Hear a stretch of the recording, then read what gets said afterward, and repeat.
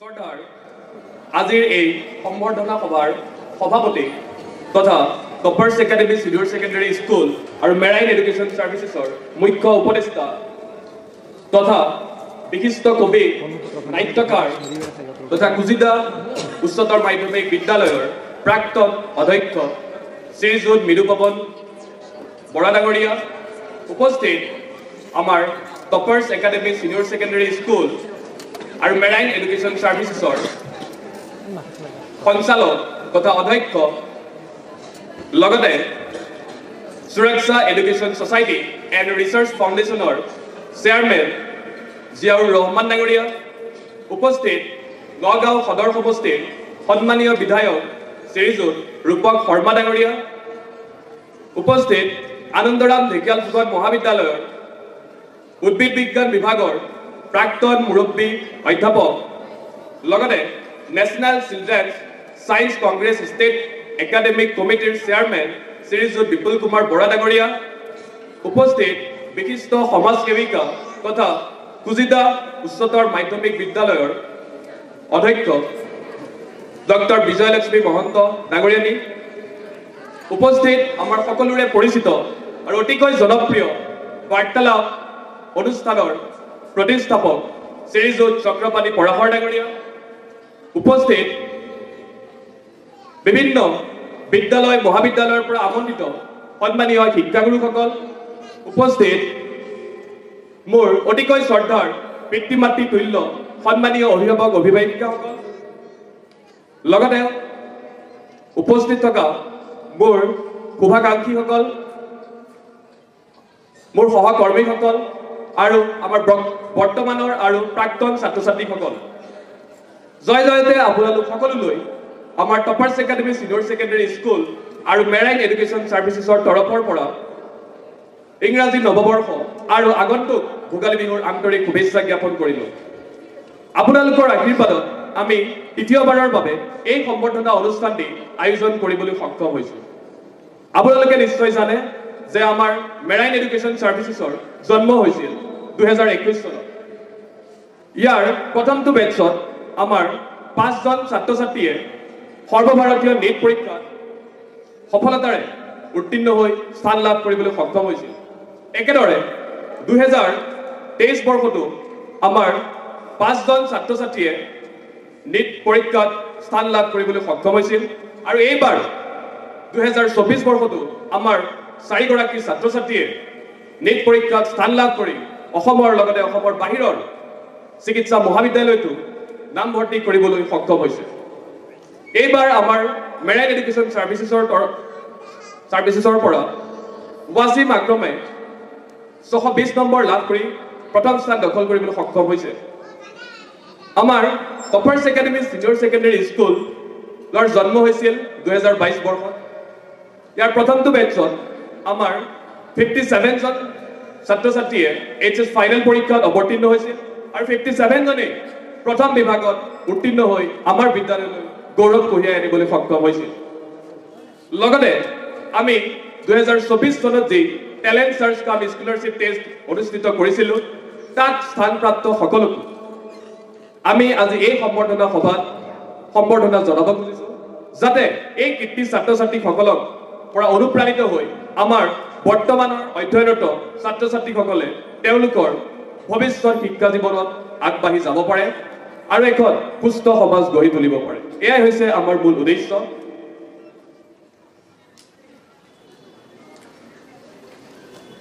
আমাৰ টপাৰ্ছ academy senior secondary স্কুলত 2023 চনত আমি নৱম শ্ৰেণীৰ পাঠদান কাৰ্যসূচী আৰম্ভ কৰিছিলোঁ। 2024 চনত আমি অষ্টমমান শ্ৰেণীৰ পাঠদান কাৰ্যসূচী আৰম্ভ কৰিছিলোঁ আৰু এইবাৰ চলিত বৰ্ষৰ পৰাই আমি ষষ্ঠমমান আৰু সপ্তমমান শ্ৰেণীৰ পাঠদান কাৰ্যসূচী আৰম্ভ কৰিবলৈ আগবাঢ়িছোঁ।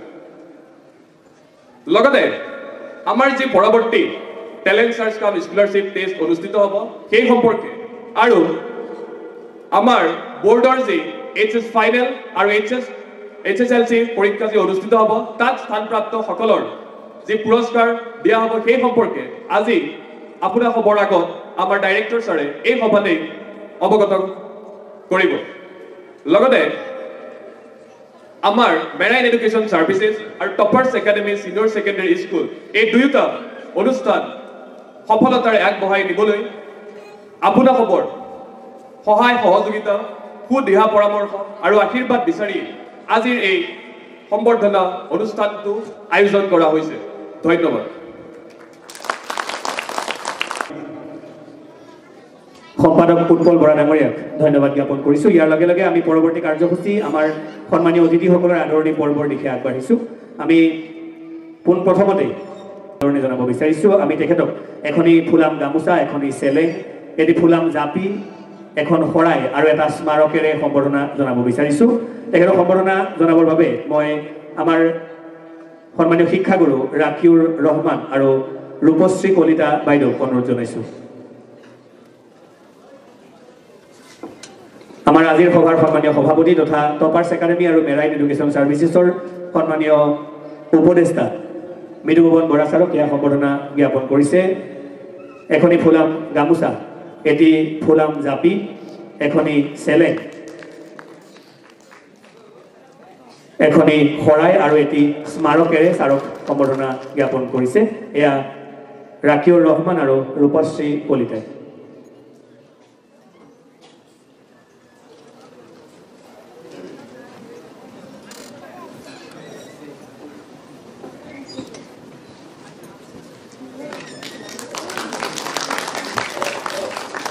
জ্ঞাপন কৰিব বিচাৰিছোঁ আমাৰ মাজত আহি উপস্থিত হোৱা আমাৰ মুখ্য অতিথি তথা নগাঁও বিধানসভা সমষ্টিৰ সন্মানীয় বিধায়ক ৰূপক শৰ্মা ডাঙৰীয়াক আমি ছাৰক এখনি ফুলাম গামোচা এটি ফুলাম জাপি এখনি চেলেং এটি শৰাই আৰু এটি স্মাৰকেৰে আমি তেখেতক সম্বৰ্ধনা জ্ঞাপন কৰিব বিচাৰিছোঁ তেখেতক সম্বৰ্ধনা জনাব আমাৰ অন্যতম এগৰাকী উপদেষ্টা হিৰণ্য শৰ্মা আৰু সম্পাদক উৎপল গগৈ ডাঙৰীয়াক আমি দুয়োগৰাকীকে ছাৰক সম্বৰ্ধনা জ্ঞাপন কৰিবলৈ অনুৰোধ জনাইছোঁ ছাৰক আদৰণি জনাবলৈ অনুৰোধ জনাইছোঁ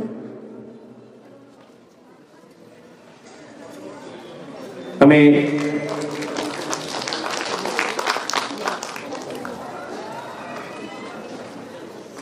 মঞ্জুৰ আহমেদ আৰু আজিদা আহমেদ দুয়োগৰাকীকে আমি সাজু হৈ থাকিবলৈ অনুৰোধ জনাইছোঁ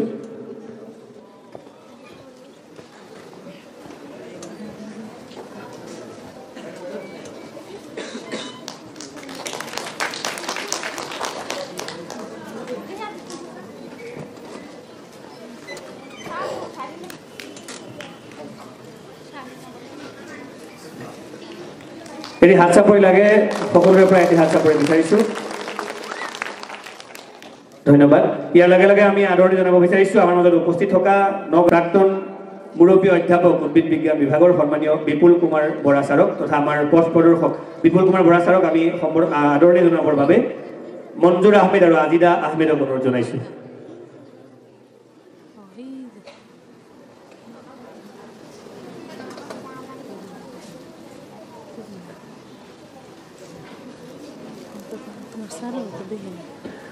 এয়া ছাৰক এখনি ফুলাম গামোচা এটি ফুলাম জাপি এখনি চেলেং এখনি শৰাই আৰু এটা স্মাৰকেৰে আদৰণি জনাইছোঁ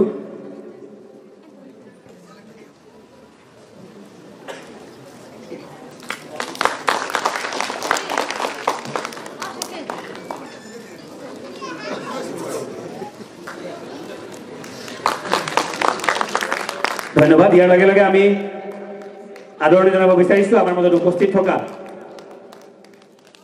সন্মানীয় চক্ৰপাণী পৰাশৰ ডাঙৰীয়াক আমি চক্ৰদাক এখনি ফুলাম গামোচা এটি ফুলাম জাপি এখনি চেলেং এখনি শৰাই আৰু এটি স্মাৰকেৰে সম্বৰ্ধনা জ্ঞাপন কৰিব হিমাদ্ৰী কলিতা বাইদেউক অনুৰোধ জনাইছোঁ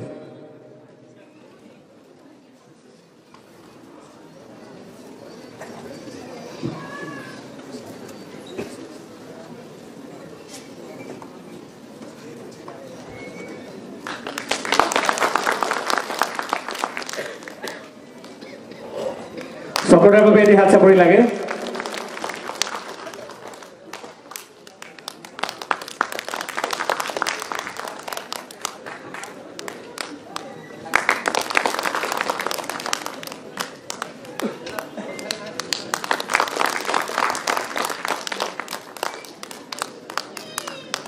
ধন্যবাদ ইয়াৰ লগে লগে আমি আদৰণি জনাব বিজয় লক্ষ্মী মহন্ত বাইদেউ তেখেতক সম্বৰ্ধনা জ্ঞাপন কৰিবৰ বাবে মই ইমামুল হক আৰু মহচিন আক্ৰমক অনুৰোধ জনাইছোঁ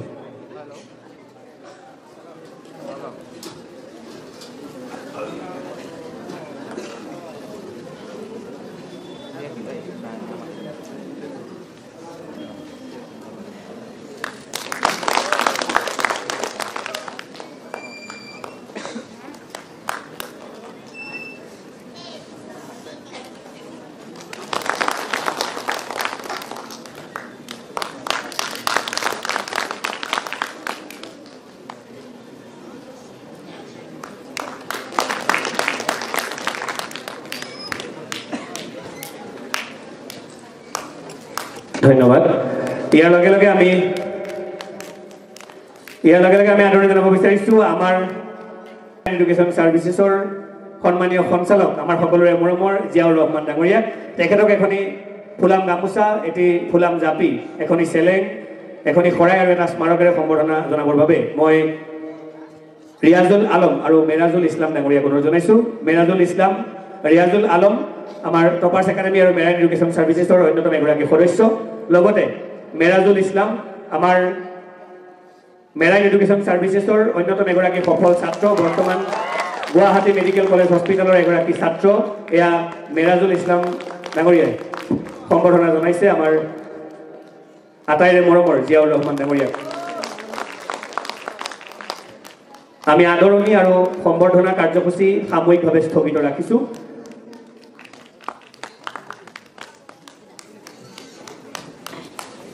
সম্বৰ্ধনা কাৰ্যসূচী আছিল, গতিকে আমাৰ সন্মানীয় বিধায়ক মহোদয়ৰ হাতেৰে আমি দুগৰাকী ছাত্ৰ ছাত্ৰীক সম্বৰ্ধনা জ্ঞাপন কৰিব বিচাৰিছোঁ।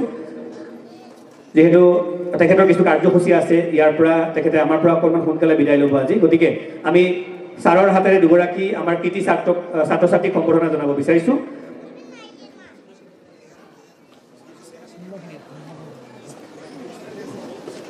ইয়াৰ লগে লগে আমি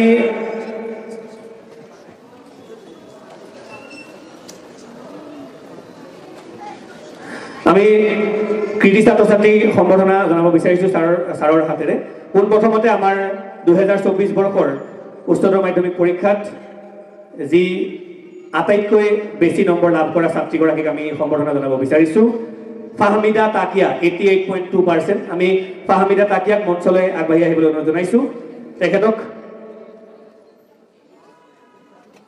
আৰু আমাৰ সন্মানীয় মুখ্য অতিথি নগাঁও বিধানসভা সমষ্টিৰ সন্মানীয় বিধায়ক মহোদয়ৰ হাতেৰে আমি আমাৰ ছাত্ৰীগৰাকীক তেখেতৰ যি কৃতকাৰ্যতা, সেই কৃতকাৰ্যতাৰ বাবে আমি আদৰণি জনাব বিচাৰিছোঁ।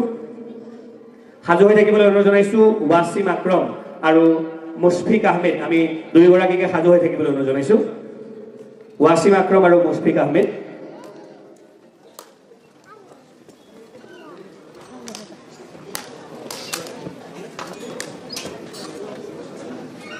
এটি স্মাৰক আৰু এখনি প্ৰশংসা পত্ৰ, এটি ফুলাম জাপি আৰু এখন শৰাইৰে আমাৰ ছাত্ৰীগৰাকীক সম্বৰ্ধনা জ্ঞাপন কৰিবলৈ আমি অনুৰোধ জনাইছোঁ।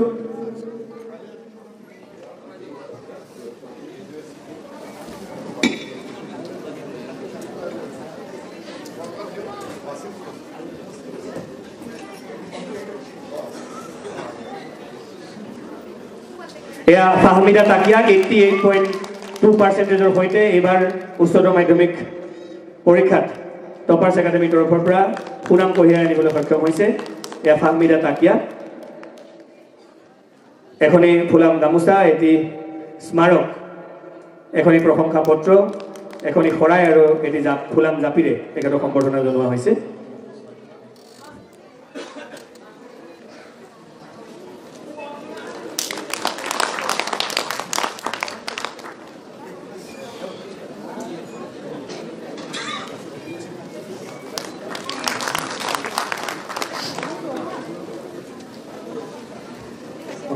ধন্যবাদ। ইয়াৰ লগে লগে আমি আদৰণি সম্বৰ্ধনা জ্ঞাপন জনাব বিচাৰিছোঁ আমাৰ আন এগৰাকী কৃতি ছাত্ৰ, সুখ্যাতিৰে উত্তীৰ্ণ হৈ নগাঁও মেডিকেল কলেজ হস্পিটেলত তেওঁ শিক্ষা গ্ৰহণ কৰি আছে। আমি প্ৰথমতে ৱাছিমৰ বাবে এটি হাত চাপৰি বিচাৰিছোঁ সকলোৰে পৰা, আৰু ৱাছিমক আগবাঢ়ি আহিবলৈ অনুৰোধ জনাইছোঁ। ৱাছিম আক্ৰমক এখনি ফুলাম গামোচা, এটি স্মাৰক, এখনি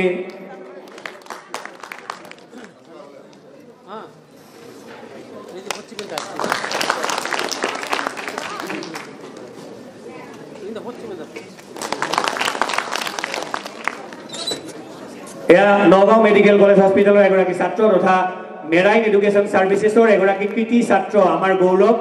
এয়া ৱাছিম আক্ৰম। ৱাছিম আক্ৰমৰ বাবে আৰু এটি হাত চাপৰি বিচাৰিছোঁ সকলোৰে পৰা। ৱাছিম আক্ৰম আমাৰ বৰ্তমানৰ ছাত্ৰ ছাত্ৰীসকলৰ বাবে আদৰ্শ হওক। ৱাছিম আক্ৰমৰ পদাংক অনুসৰণ কৰি আমাৰ পৰৱৰ্তী ছাত্ৰ ছাত্ৰীসকলে যাতে আগবাঢ়ি যাব পাৰে। এডাল ষ্টেথিস্কোপ আৰু এটি এপ্ৰন পৰিধান কৰাবলৈ অনুৰোধ জনাইছোঁ সন্মানীয় সঞ্চালক মহোদয়ক।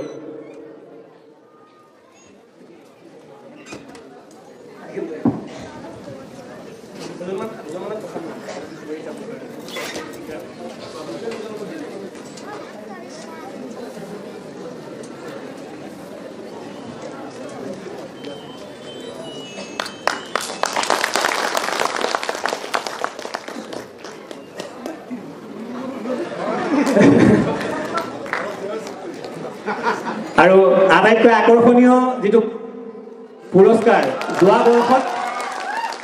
যোৱা বৰ্ষৰ এইখন সভাতেই আমাৰ সন্মানীয় সঞ্চালক মহোদয়ে ঘোষণা কৰাৰ দৰে এয়া এখনি 40,000 টকাৰ চেক আগবঢ়াইছে ৱাছিম আক্ৰমলৈ আমাৰ মেৰাইন এডুকেশ্যন ছাৰ্ভিচেছৰ তৰফৰ পৰা এয়া সন্মানীয় বিধায়ক মহোদয়ৰ হাতেৰে আমি অৰ্পণ কৰিছোঁ ৱাছিম আক্ৰমৰ সুউজ্জ্বল ভৱিষ্যত কামনা কৰিছোঁ ধন্যবাদ ইয়াৰ লগে লগে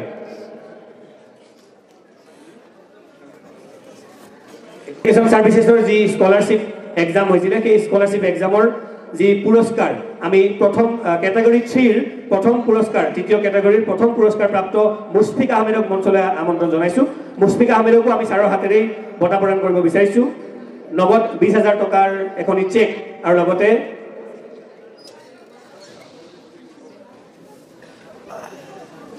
আগবাঢ়ি যোৱা এয়া যি স্কলাৰশ্বিপ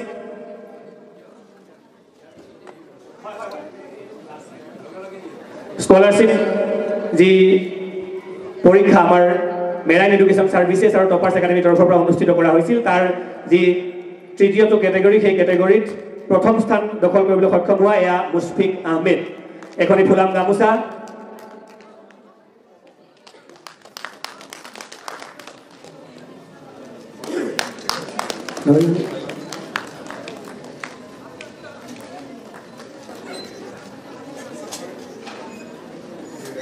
এয়া আমাৰ এই ছাত্ৰ আৰু যি scholarship entrance exam talent search exam তাতেই প্ৰথম স্থান দখল কৰিবলৈ সক্ষম হৈছে মুশফিক আহমেদ আমি ইয়াৰ লগে লগেই যেহেতু কিছু সময়ৰ সীমাবদ্ধতা আছে গতিকে আমি সন্মানীয় বিধায়ক মহোদয়ক তেখেতৰ ভাষণ ৰাখিবৰ বাবে বিনম্ৰ অনুৰোধ জনাইছোঁ টপাৰ্ছ একাডেমী আৰু মেৰাইন এডুকেশ্যন ছাৰ্ভিচেছৰ অনুষ্ঠিত হোৱা কীৰ্তি ছাত্ৰ ছাত্ৰী সম্বৰ্ধনা আৰু সাংস্কৃতিক অনুষ্ঠানৰ আজিৰ সভাত সভাপতিত্ব কৰা আমাৰ আটাইৰে শ্ৰদ্ধাৰ মৃদুপৱন বৰা ডাঙৰীয়া মঞ্চত উপস্থিত থকা আমাৰ অতি শ্ৰদ্ধাৰ প্ৰাক্তন মুৰব্বী অধ্যাপক এডিবি কলেজৰ উদ্ভিদ বিজ্ঞান বিভাগৰ বিপুল বৰা ডাঙৰীয়া বিপুল কুমাৰ বৰা ডাঙৰীয়া মঞ্চত উপস্থিত থকা বিশিষ্ট সাংবাদিক বাৰ্তালাপৰ প্ৰতিষ্ঠাপক চক্ৰপাণী পৰাশৰ ডাঙৰীয়া বিশিষ্ট সমাজ সেৱিকা ডক্টৰ বিজয়লক্ষ্মী মহন্ত ডাঙৰীয়া আৰু মঞ্চত উপস্থিত থকা এই টপাৰ্ছ একাডেমী আৰু মেৰাইন এডুকেশ্যনৰ যিগৰাকী মূল ব্যক্তি সঞ্চালক জিয়াউৰ ৰহমান ডাঙৰীয়া লগতে মঞ্চৰ সন্মুখত থকা আমাৰ টপাৰ্ছ একাডেমী আৰু মেৰাইন এডুকেশ্যনৰ ছাত্ৰ ছাত্ৰী অভিভাৱক শিক্ষাগুৰুসকল শুভাকাংক্ষীসকল সকলোকে শুভেচ্ছা জনাইছোঁ টপাৰ্ছ একাডেমী আৰু মেৰাইন এডুকেশ্যনৰ বিভিন্ন অনুষ্ঠানত যিহেতু আমি সকলোৱে গম পাওঁ যে মেৰাইন এডুকেশ্যন 4 বছৰ হ'ল আৰু টপাৰ্ছ একাডেমী 3 বছৰ হ'ল আৰু মই ব্যক্তিগতভাৱে এই অনুষ্ঠানটোৰ লগত যিহেতু মোৰ এটা সম্বন্ধ আছে মই এবাৰ নহয় দুবাৰ নহয় তিনিবাৰকৈ এই অনুষ্ঠানটোলৈ আহিছোঁ আজি মোৰ তৃতীয়টো অনুষ্ঠান আৰু এটা সুন্দৰ অনুষ্ঠান আহিবলৈ মই পোৱাৰ বাবে মই বিশেষভাৱে প্ৰত্যেকগৰাকী ব্যক্তিক মই ধন্যবাদ জনাইছোঁ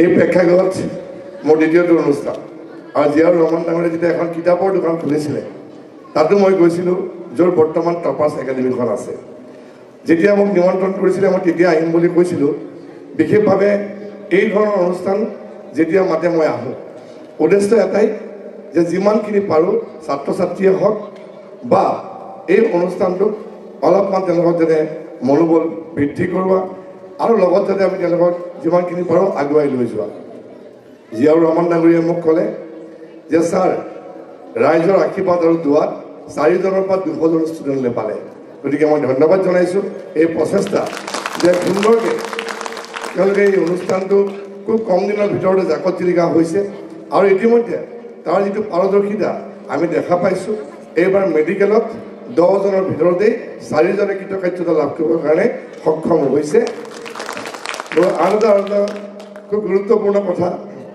যে জিয়াউৰ ৰহমান ডাঙৰীয়া তেওঁলোকে টপ কৰিছিলে তেওঁ 40,000 টকা এক মাননি তেওঁক আগবঢ়াইছে আৰু তেওঁ এতিয়া বৰ্তমান ক'ত পঢ়ি আছে নগাঁও মেডিকেল কলেজত এইটো আমাৰ কাৰণে আৰু এটা গৰ্বৰ কথা যে আমি আজিৰ পৰা 2 বছৰ আগত এই চিন্তাটো হয়তো আমি নকৰিলোহেঁতেন বা কৰিব পৰা নাছিলোহেঁতেন যে নগাঁৱতো মেডিকেল কলেজ এখন হ'ব বা নগাঁৱতো মেডিকেল আমাৰ ল'ৰা ছোৱালীয়ে তাত পঢ়িবলৈ সুবিধা পাব।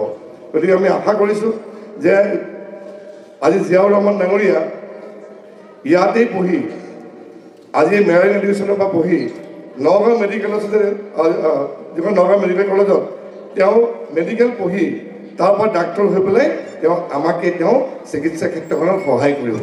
আমাৰ সঁচা কথা ক'ব গ'লে এইবিলাক হৈছে আমাৰ সম্পদ, হয় নাই বাৰু? নহ'লে আমি কেতিয়াবা এনেকুৱা হৈ যায় কোনোবাই ষ্টেণ্ড কৰে, ষ্টেণ্ড কৰি পেলাই ভাল ভাল ৰিজাল্ট কৰে, কৰি পেলাই তেওঁলোকে যেতিয়া অসমৰ বাহিৰলৈ ওলাই যায় লাহে লাহে কেতিয়াবা দেখা পাওঁ দেশৰ বাহিৰলৈ ওলাই যায়গৈ। কিন্তু আমি দেখা পাইছোঁ যে এই ধৰণৰ মই উদাহৰণ দিছোঁ আপোনালোকক ৱাচিম আক্ৰমক, কিন্তু এই ধৰণৰ যথেষ্ট ধৰণৰ যিবিলাকে আমাক হয়তো আগন্তুক সময়ত আমাৰ গাঁৱলৈ গৈ আমাৰ পিতৃ মাতৃ বা আমাৰ যিখিনি আমাৰ মানুহসকলে যেতিয়া তেওঁক সেৱা আগবঢ়াব ইয়াতকৈ আমাৰ বাহিৰে আৰু গৌৰৱৰ কথা একো হ'ব নোৱাৰে। শিক্ষা ক্ষেত্ৰখনত নগাঁও বহুত দূৰ আগবাঢ়ি গৈছে। এটা সময় আছিলে, মই পুনৰবাৰ কৈছোঁ যে নগাঁৱত এটা এডুকেশ্যনেল হাব, ইয়াত যেতিয়া মেট্ৰিকৰ ৰিজাল্ট হয় হায়াৰ ছেকেণ্ডেৰী ৰিজাল্ট দিয়ে খুব ভাল ফলাফল কৰে আৰু অসমৰ ৰাইজে চাই থাকে যে নগাঁৱৰ ফলাফল কি। যেতিয়া আমাৰ অসমৰ 10টা যেতিয়া স্থান হয় অধিকাংশ স্থানে যেতিয়া নগাঁৱে যেতিয়া পাবলৈ সক্ষম হয় বা অধিকাৰ কৰে তেতিয়া আমাৰ মনটো ভাল লাগে আৰু দেখা পাইছে ক্ৰমান্বয়ে নগাঁৱত এতিয়া পঢ়িবৰ কাৰণে অসমৰ বিভিন্ন জেগাৰ পৰা ছাত্ৰ ছাত্ৰী নগাঁৱলৈ আহে। কিন্তু যেতিয়া ডিগ্ৰী পাছ কৰিব তাৰপিছত স্নাতকোত্তৰ কাৰণে বা যেতিয়া উচ্চ শিক্ষাৰ কাৰণে যেতিয়া গুৱাহাটী বা ডিব্ৰুগড়লৈ যাবলগীয়া হৈছিলে, কিন্তু ভাল খবৰ এটাই নগাঁৱত ইতিমধ্যে এখন বিশ্ববিদ্যালয় অনুমোদন হৈছে আৰু ইতিমধ্যে তাৰ কাম প্ৰাৰম্ভিক পৰ্যায়ত চলি আছে আৰু এবছৰৰ ভিতৰত এখন পূৰ্ণাংগ বিশ্ববিদ্যালয় আমি নগাঁওবাসী ৰাইজে পাবৰ কাৰণে সক্ষম হ'ম। মাননীয় মুখ্যমন্ত্ৰী ডক্টৰ হিমন্ত বিশ্ব শৰ্মা ডাঙৰীয়া আমি এই ক্ষেত্ৰত ধন্যবাদ দিব লাগিব। আজি বিশ্ববিদ্যালয়েই হওক, মেডিকেল কলেজেই হওক, ইঞ্জিনিয়াৰিং কলেজেই হওক, আজি আমি নগাঁৱত পাইছোঁ। ইঞ্জিনিয়াৰিং কলেজৰ কামো চলি আছে এটা পিপি মডেলত আৰু আমি আশা কৰিছোঁ এবছৰৰ ভিতৰত এই ইঞ্জিনিয়াৰিং কলেজত আমাৰ কাম সম্পূৰ্ণ হ'ব। তাৰমানে শিক্ষাৰ ক্ষেত্ৰত আমি এতিয়া বহু দূৰ আগুৱাই গৈছোঁ, কেৱল বাকী আমাৰ নিজৰ চেষ্টা। আজি নগাঁৱত যেতিয়া মই যাওঁ মেডিকেল কলেজখনলৈ তাত যেতিয়া গৈ পেলাই দেখা পাওঁ যে আমাৰ নগাঁৱৰ ছাত্ৰ ছাত্ৰীসকলে তাত যেতিয়া অধ্যয়ন কৰি আছে আৰু পিছত যেতিয়া দেখা পাওঁ যে আমাৰ এই ছাত্ৰ ছাত্ৰীসকলে নগাঁৱতেই এনেকৈ কৰ্তব্যৰত হৈ এনেকৈ চিকিৎসাত আমাক সহায় কৰিছে, এইটো আমাৰ কাৰণে অত্যন্ত খুব এটা ভাল খবৰ, গৌৰৱৰ বিষয়। মই দীঘলীয়া বক্তব্য নাৰাখোঁ, আমাৰ কেইবাজন বিশিষ্ট বক্তা আছে, তেওঁলোকে সুন্দৰকৈ আপোনাৰ বক্তব্য দাঙি ধৰিব। মই কৈছোঁ যে মই অলপ সময়ৰ কাৰণে যাম। মই পুনৰবাৰ কৈছোঁ উদ্দেশ্য আছিলে সেইটোৱে যে এই যি দুইটা অনুষ্ঠান টপাৰ্ছ একাডেমি আৰু মেৰাইন এডুকেশ্যন এই দুটা অনুষ্ঠানত এবাৰ আমি নিজে আহোঁ আৰু এবাৰ সকলোকে শুভেচ্ছা জনোৱা। মই পুনৰবাৰ কওঁ যে এতিয়া কেৱল মেধাৰ সময়। ছাত্ৰ ছাত্ৰীসকলৰ উদ্দেশ্যে কৈছোঁ যে এটা সময় আছিলে মেডিকেলত নামভৰ্তিতেই হওক, ইঞ্জিনিয়াৰিঙতে হওক, এখন কলেজতেই হওক বা চাকৰি ক্ষেত্ৰতেই হওক, ক'ৰবাত নহয় ক'ৰবাত পিছ দুৱাৰেদি নামভৰ্তিৰ প্ৰচেষ্টা চলিছিলে, আমি নিজেও দেখা পাইছিলোঁ। আৰু সেই সময়ত আমাৰ যিসকল মেধাসম্পন্ন ছাত্ৰ ছাত্ৰী আছিলে তেওঁলোকৰ মনবিলাক ভাঙি গৈছিলে। কিয় ভাঙি গৈছিলে? খুব অত্যন্ত মেধা, কিন্তু যেতিয়া পিতৃ মাতৃ আৰ্থিকভাৱে দুৰ্বল হয় তেওঁলোকৰ লক্ষ্যত উপনীত হ'ব নোৱাৰে। কেতিয়াবা যদি ভাবে যে মই APSC পৰীক্ষা দিম, মই এগৰাকী SCS অফিচাৰ হ'ম বা এগৰাকী APS অফিচাৰ হ'ম, কিন্তু তেওঁলোকৰ সদায় সেই যিটো তেওঁলোকৰ সপোনবিলাক ভাঙি চুৰমাৰ হৈছিলে। কিহৰ কাৰণে? যে এটা সময়ত কেৱল ধন দিলেহে APSC পোৱাৰ বা সেই এনেকৈ কৃতকাৰ্য হোৱাৰ এটা পদ্ধতি আছিলে। আমি দেখা পাইছিলোঁ 40 লাখ, 50 লাখ, 70 লাখলৈকে APSC পৰীক্ষাত যিধৰণে ধন লৈ পেলাই APSC পোৱাৰ আমি এটা সেই সময়ত দেখা পাইছিলোঁ। তাৰ ফলস্বৰূপে বহুত সংখ্যক SCS APS অফিচাৰে জেলত যাবলৈ সক্ষম হৈছিলে। APSC বৰ্ডৰ চেয়াৰমেন তেখেত জেলত সোমাই আছিলে। কাৰণ কিয়? এই যে এটা পিছ দৌৰেদি এটা যিটো নিয়ম কৰিবলৈ ভাবে নামভৰ্তি বা তেওঁলোকক যেতিয়া APS দিয়া হৈছিলে, কিন্তু এতিয়া দেখা পাইছে যে সময় সলনি হ'ল। এতিয়া সময় প্ৰত্যেকটো ক্ষেত্ৰত দেখা পাইছে যে কেৱল মেধাৰেহে এতিয়া বৰ্তমানৰ দিন। এই 1.5 লাখ চাকৰি দিলে যোৱা 4টা বছৰত, 1.5 লাখ চাকৰিত কোনো এজন ব্যক্তিয়ে ক'ব নোৱাৰে যে কোনোবাই কাৰোবাক টকা দি, কাৰোবাক এখন তামোল খুৱাই বা কাৰোবাক পলিটিকেল কোনোবাই ইনফ্লুৱেঞ্চ কৰাই পেলাই চাকৰি ক'ৰবাত পাইছে। মই 9 বছৰ হ'ল বিধায়ক হোৱা। আগত যিবিলাক বিধায়ক আছিলে, মন্ত্ৰী আছিলে, বহুতে গৌৰৱেৰে কয় যে মই চাকৰি দিছোঁ। মই আমুকক মাষ্টৰ চাকৰি দিছোঁ, আমুকক মই বিভিন্ন ধৰণৰ চাকৰি দিছোঁ, কিন্তু আজি তাৰিখত আমি সেই গৰ্ব কৰিব নোৱাৰোঁ। কাৰণ কিয়? আমি চাকৰি দিব নোৱাৰোঁ। এইটো আমাৰ কাৰণে কিন্তু দুখৰ কথা নহয়। মই এইকাৰণে কৈছোঁ, যেতিয়া আমি চাকৰি দিবলৈ যাওঁ, কাৰোবাক নহয় কাৰোবাক আমি তুষ্টিকৰণ কৰিব লাগিব। ক'ৰবাত যদি আমি বিধায়ক হিচাপে আমাৰ লগত যদি কোনোবা মানুহ থাকে, আমি তেওঁলোকৰ সন্তানৰ মুখলৈ চাবলৈ যাওঁ। কিন্তু সেই প্ৰচেষ্টাটো আগত চলি আছিল। কিন্তু আজিকালি দেখিছে আমাৰ নিজৰ আমাৰ কাৰ্যালয় বা ঘৰলৈকো চাকৰি বিচাৰি কোনো নাহে। সকলোৱে গম পায় মই চাকৰি বিচাৰি কাৰ যোৱাৰ প্ৰয়োজন নাই। মই যদি ভালকৈ পঢ়োঁ, মই যদি কষ্ট কৰোঁ, মই যদি ভালকৈ পৰীক্ষা দিওঁ, মই কৃতকাৰ্যতা হমেই। আৰু সেই যিটো সাহস, সেই সাহসটো আজি উঠি অহা প্ৰজন্মৰ মাজত হৈছে, নৱপ্ৰজন্মৰ মাজত হৈছে। আৰু সেইকাৰণে এটা প্ৰতিযোগিতা হৈছে যে মই কেনেকৈ ভালকৈ পঢ়িম, ভালকৈ মই কৃতকাৰ্যতা দেখুৱাম আৰু মোৰ লক্ষ্যত মই উপনীত হ'ব পাৰিম। আৰু সেই এটা সুন্দৰ পৰিৱেশ বৰ্তমানৰ চৰকাৰখনে কৰি দিছে। প্ৰত্যেকটো ক্ষেত্ৰতে দেখা পাইছে আপোনালোকে যে এতিয়া কলেজত নামভৰ্তি হ'বলৈ হ'লেও কেৱল তেওঁলোকৰ মাৰ্কছৰ ওপৰতে হয়। আজিকালি অনলাইন পদ্ধতি হ'ল, কোনে আজি এডমিশ্যন পাইছে সকলোৱে গম পাই থাকে। আৰু চাকৰিৰ ক্ষেত্ৰত একেই অৱস্থা। য'ত চাকৰি যেতিয়া পৰীক্ষা দিবলৈ যায়, তাত ইণ্টাৰনেট পৰ্যন্ত বন্ধ কৰি দিয়ে, মোবাইল হাতত নিবলৈ নিদিয়ে, কাপোৰত চেক কৰি পেলাই পৰীক্ষা দিবলৈ দিয়ে।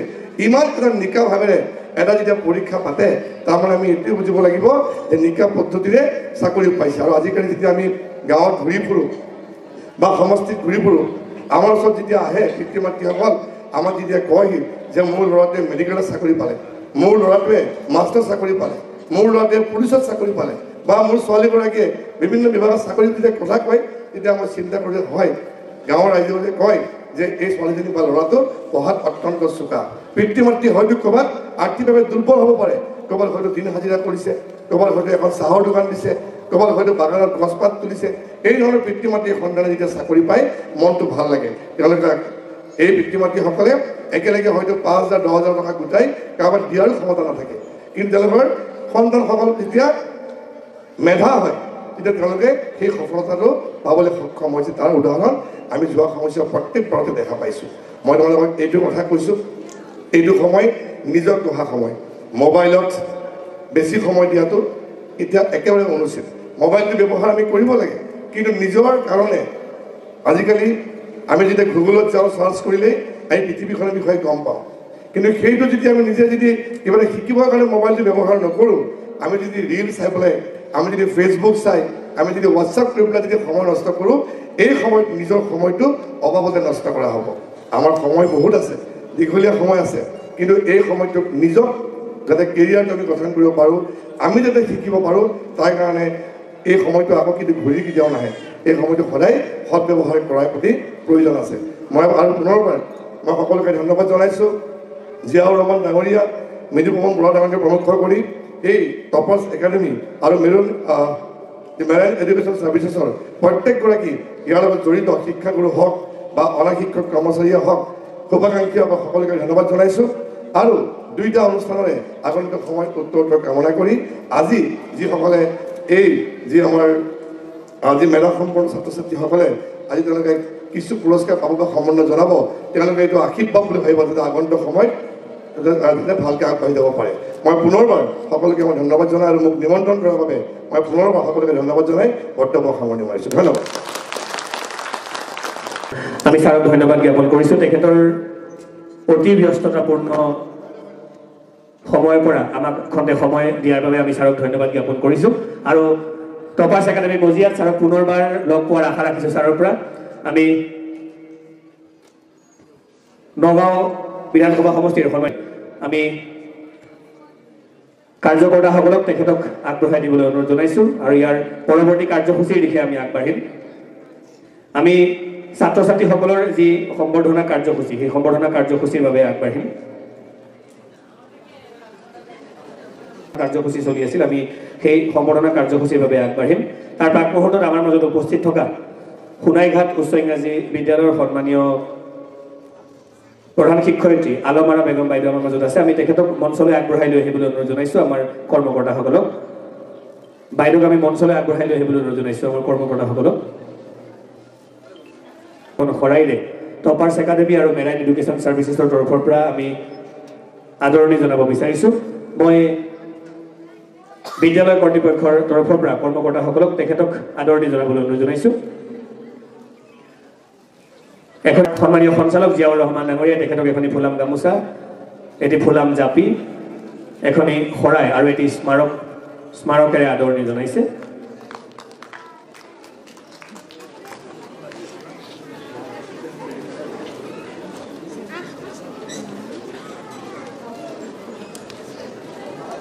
আমি ছাত্ৰ ছাত্ৰীসকলৰ যি সম্বৰ্ধনা কাৰ্যসূচী চলি আছিল সেই সম্বৰ্ধনা কাৰ্যসূচীৰ বাবে আগবাঢ়িছোঁ। 24 বৰ্ষৰ উচ্চতৰ মাধ্যমিক পৰীক্ষাত সুখ্যাতিৰে উত্তীৰ্ণ হোৱা সৰ্বোচ্চ নম্বৰ প্ৰাপ্ত 3 গৰাকী ছাত্ৰ ছাত্ৰীক আমি সম্বৰ্ধনা জ্ঞাপন কৰাৰ ব্যৱস্থা কৰিছিলোঁ। ইতিমধ্যে প্ৰথম স্থানপ্ৰাপ্ত ছাত্ৰীগৰাকীক আমাৰ সন্মানীয় বিধায়ক মহোদয়ে সম্বৰ্ধনা জ্ঞাপন কৰিছে। ইয়াৰ লগে লগে আমি মঞ্চলৈ আমন্ত্ৰণ জনাইছোঁ দ্বিতীয় সৰ্বোচ্চ নম্বৰ প্ৰাপ্ত ছাত্ৰী মুস্কান আখতাৰ 82.8%। তেখেতক এখনি ফুলাম গামোচা আৰু এটি ফুলাম জাপি, এখনি শৰাই আৰু এটি স্মাৰকেৰে সম্বৰ্ধনা জনাব আমাৰ সন্মানীয় অতিথি চক্ৰপাণি পৰাশৰ ডাঙৰীয়াই। আমি ছাত্ৰীগৰাকীক মঞ্চলৈ আগবাঢ়ি আহিবলৈ অনুৰোধ জনাইছোঁ। লগতে সন্মানীয় চক্ৰপাণি পৰাশৰ ডাঙৰীয়াকো আমি মঞ্চৰ সন্মুখলৈ আহিবলৈ অনুৰোধ জনাইছোঁ। সৰ্বোচ্চ নম্বৰ প্ৰাপ্ত ছাত্ৰী মুস্কান আখতাৰ 82.8%। ৰাইজৰ পৰা এটি বিপুল হাত চাপৰি বিচাৰিছোঁ। বেয়া নাপাব, ৰাইজক আজি হাত চাপৰিৰ বাবে কষ্ট দিম, কিন্তু ছাত্ৰ ছাত্ৰীসকলক আপোনালোকে উৎসাহ দিব লাগিব, আপোনালোকে উদগনি দিব লাগিব। কাইলৈ আপোনাৰ সন্তানটিও এইখন মঞ্চত হয়তো সন্মানিত হ'ব আৰু আপোনাৰ সন্তানটিৰ বাবে অন্য যিসকল অভিভাৱক আছে তেখেতসকলে হাত চাপৰিব যাব। গতিকে আপোনালোকৰ হাত চাপৰিবোৰ হ'ব এই ছাত্ৰ ছাত্ৰীসকলৰ আগবাঢ়ি যোৱাৰ উন্নতিৰ জখলাৰ বাবে। এই হাত চাপৰিবোৰে তেখেতসকলক উদগনি দিব। আমি মুস্কান আখতাৰৰ উজ্জ্বল ভৱিষ্যত কামনা কৰিছোঁ। নম্বৰ প্ৰাপ্ত ছাত্ৰ জান্নাতুৰ ৰাইহান 82.2%। আমি তেখেতকো আমি মঞ্চলৈ আগবাঢ়ি আহিবলৈ অনুৰোধ জনাইছোঁ। বিধুভৱন বৰা ছাৰ, লগতে সঞ্চালক জিয়াউৰ ৰহমান ছাৰ আৰু আমাৰ সন্মানীয় সম্পাদক উৎপল গগৈ ছাৰ, আমি তিনিওগৰাকীকে মঞ্চলৈ আহিবলৈ অনুৰোধ জনাইছোঁ। স্থানপ্ৰাপ্ত ছাত্ৰগৰাকীক আমি সম্বৰ্ধনা জনাব বিচাৰিছোঁ। ৰিজৱান শ্বেহজাদ, আমি ৰিজৱান শ্বেহজাদক মঞ্চলৈ আগবাঢ়ি আহিবলৈ অনুৰোধ জনাইছোঁ। ৰিজৱান শ্বেহজাদক সম্বৰ্ধনা জ্ঞাপন কৰিব এয়া বিধুভৱন বৰা ডাঙৰীয়া, লগতে সঞ্চালক জিয়াউৰ ৰহমান ডাঙৰীয়া আৰু আমাৰ সন্মানীয় সম্পাদক উৎপল গগৈ ডাঙৰীয়াকো আমি মঞ্চলৈ আহিবলৈ অনুৰোধ জনাইছোঁ।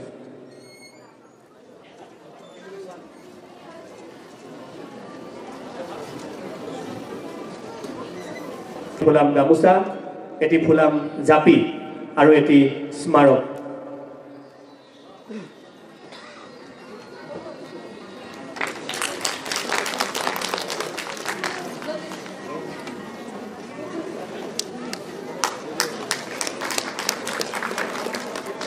আমি আফৰিন চুলতানাক মঞ্চলৈ আহিবলৈ অনুৰোধ জনাইছোঁ, বেক ষ্টেজলৈ আহিবলৈ অনুৰোধ জনাইছোঁ। আফৰিন চুলতানা,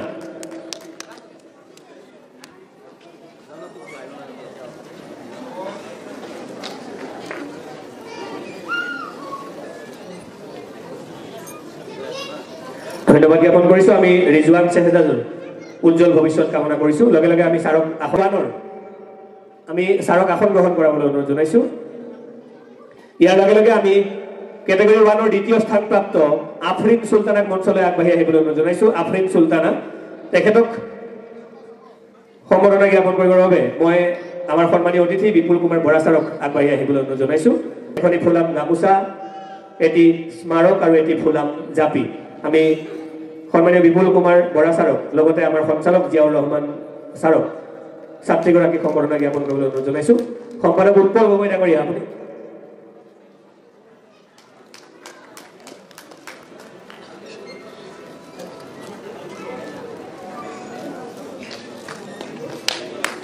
মাৰিয়া খাতুনক আমি কেটেগৰী 2ৰ প্ৰথম স্থানপ্ৰাপ্ত মাৰিয়া খাতুনক আমি বেক ষ্টেজলৈ আহিবলৈ অনুৰোধ জনাইছোঁ। লগতে তানজিলা আলমিন, মাৰিয়া খাতুনক মঞ্চলৈ আমন্ত্ৰণ জনাইছোঁ। লগতে আমাৰ মাজত উপস্থিত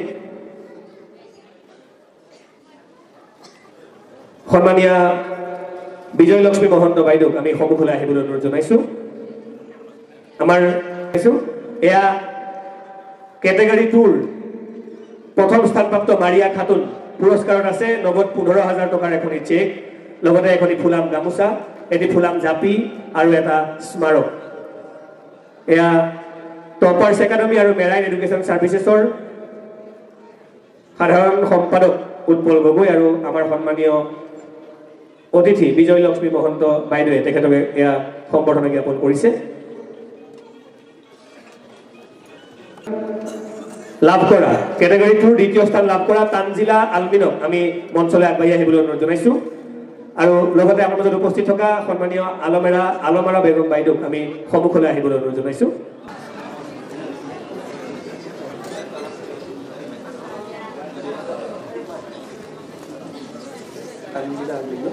এই বঁটাত আছে নগদ 10,000 টকাৰ এখনি চেক, লগতে এখনি ফুলাম গামোচা, এটি ফুলাম জাপি,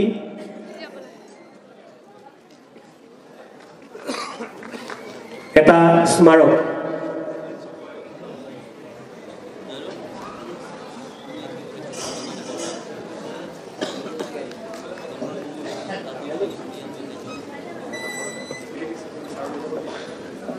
ইয়াৰ পৰৱৰ্তীত আমি কেটেগৰী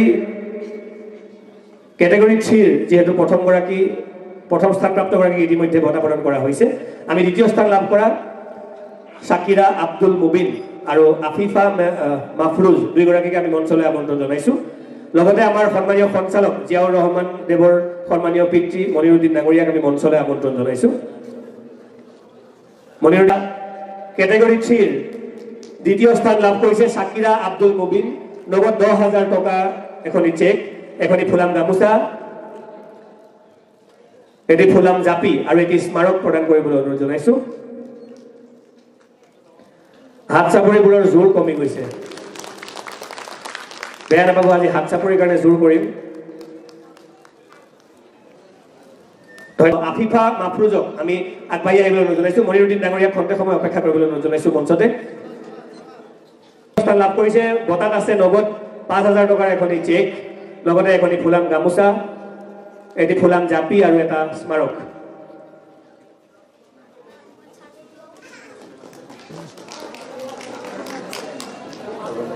ইয়াৰ লগে লগে আমি কেটেগৰী 4 প্ৰথম স্থানপ্ৰাপ্ত মাহমুদুল ইছলাম আৰু দ্বিতীয় স্থানপ্ৰাপ্ত নুৰুল আমিন দুইগৰাকীকে মঞ্চলৈ আহিবলৈ অনুৰোধ জনাইছো।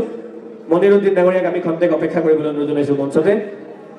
কেটেগৰী 4 প্ৰথম স্থান লাভ কৰা ছাত্ৰ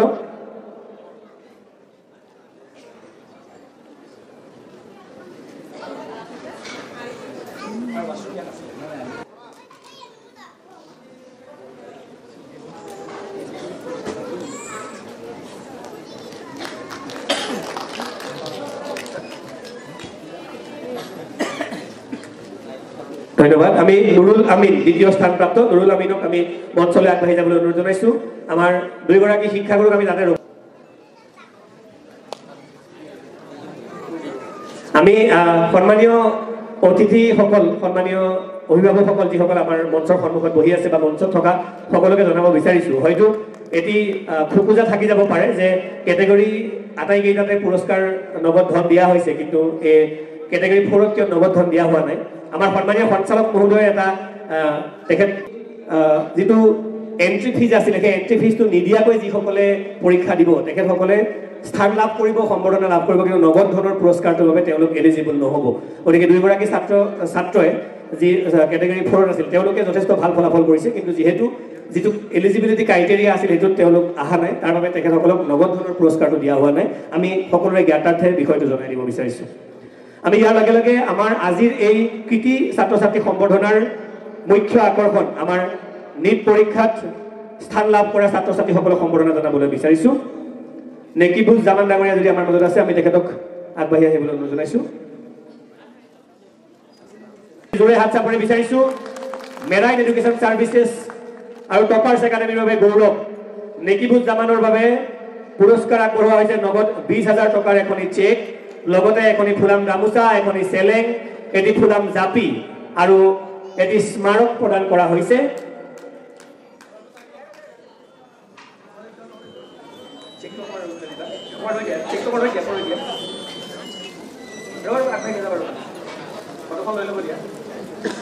লগতে এডাল ষ্টেথোস্কোপ আৰু এতিয়া এপ্ৰন পৰিধান কৰাই দিবলৈ অনুৰোধ জনাইছো।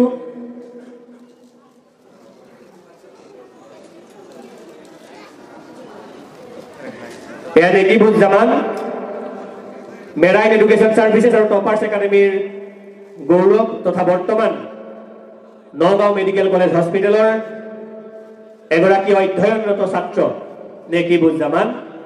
এয়া সন্মানীয় সঞ্চালক মহোদয় আৰু আমাৰ সন্মানীয় অতিথি চক্ৰপাণি পৰাশৰ ডাঙৰীয়াই তেখেতক এপ্ৰন পৰিধান কৰোৱাইছে এটি হাত চাপৰি আপোনালোকেও নিশ্চয় আপোনালোকৰ সন্তানটিক এইযোৰ কাপোৰত চাব বিচাৰে এইযোৰ কাপোৰত আপোনাৰ সন্তানটিক আপোনালোকে ভৱিষ্যতে দেখা পাব বিচাৰে গতিকে আমি সকলোকে এইগৰাকী ছাত্ৰক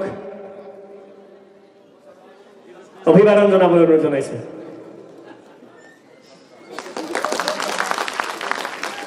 হাৰ্টবিট চলি আছে বোলে চলি আছে দাদা চলি আছে নিশ্চয় হাৰ্টবিট চলি থাকিব নমৰালৈকে আমি সকলো জীয়াই থাকিব লাগিব নে কি কয়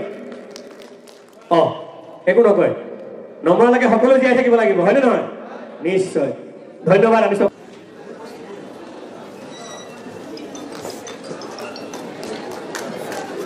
ধন্যবাদ মেহফুজ আহমেদ আছে আমাৰ মাজত আমি মেহফুজ আহমেদক মঞ্চলৈ আমন্ত্ৰণ জনাইছো লগতে আমাৰ সন্মানীয় আজিৰ সভাৰ সভাপতি বিদুভৱন বৰা ছাৰক লগতে বিপুল কুমাৰ বৰা ছাৰক দুয়োগৰাকীকে আমি মঞ্চৰ সন্মুখলৈ আহিবলৈ অনুৰোধ জনাইছো আমি অধ্যয়নৰত ছাত্ৰ আৰু মেৰাইন এডুকেশ্যন সাৰ্ভিসেছ আৰু টপাৰ্ছ একাডেমীৰ সন্মানীয় মেৰাইন এডুকেশ্যন সাৰ্ভিসেছৰ গৌৰৱ এয়া মেহফুজ আহমেদ মেহফুজৰ বাবে এটি হাত চাপৰি তেখেতৰ পুৰস্কাৰত আছে নগদ 20,000 টকা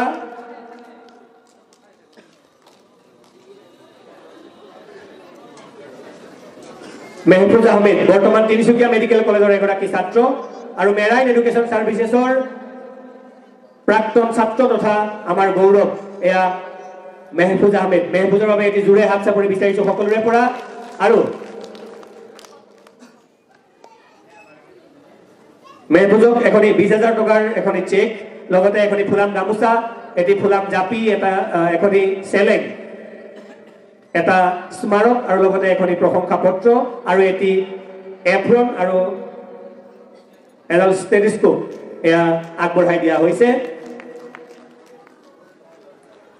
আমাৰ বৰ্তমানৰ ছাত্ৰ ছাত্ৰীসকলৰ হাত চাপৰিত জোৰ নাই কিয় বৰ্তমানৰ ছাত্ৰ ছাত্ৰীসকলৰ হাত চাপৰিত জোৰ নাই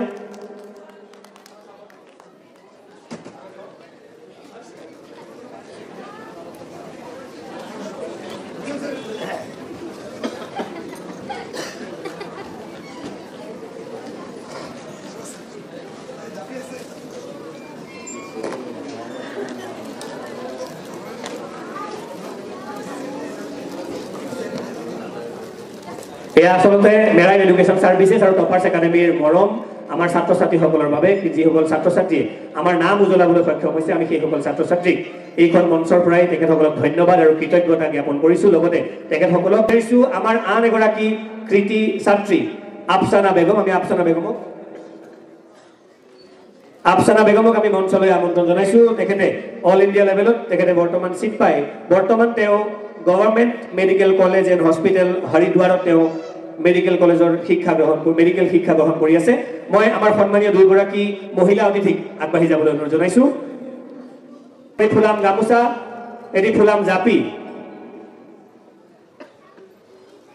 এখনি প্ৰশংসা পত্ৰ এটি স্মাৰক প্ৰদান কৰিবলৈ অনুৰোধ জনাইছো এয়া আফসানা বেগম মেৰাইন এডুকেশ্যন সাৰ্ভিসেছৰ এগৰাকী কৃতি ছাত্ৰী তথা বৰ্তমান government medical college and hospital হৰিদ্বাৰৰ MBBS ছাত্ৰী এয়া আফসানা বেগম তেখেতক সম্বৰ্ধনা জ্ঞাপন কৰিছে আমাৰ সন্মানীয় অতিথি বিজয় লক্ষ্মী মহন্ত বাইদেৱে লগতে তেখেতক সহযোগিতা কৰিছে আমাৰ সঞ্চালক জিয়াউৰ ৰহমান ডাঙৰীয়া লগতে আলমাৰা বেগম বাইদেৱে